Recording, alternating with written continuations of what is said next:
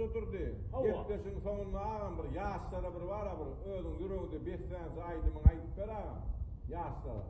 Vaqt oğuncum Mehmetcan. Yaşsın ne Men diyorsun? kalbimde yaşlığım tüyürengiz. Ha bir Men bizim ölüşüklük illerden yana. Menin önce kop çakış verirdi be koçede. Mene koçesin o, menin riyajayın niyedim olur o. Olur.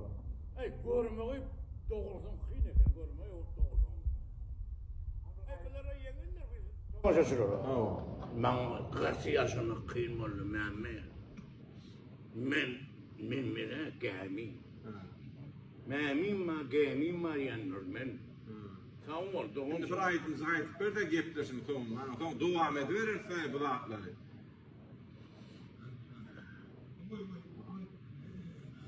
Ağlama değil. Bana ay gerekte, bana gün gerekte, bana dinlesin gerek. Hey dur ağam. Ay günü bırakıyla sarsıp var ya ne mi böyle oldun ne mi o? Sütar yerine koruyor, o evi bu öyle öyle beni. Beni kadar kıymalar diyorsun, kadar aydamayı diyorsun.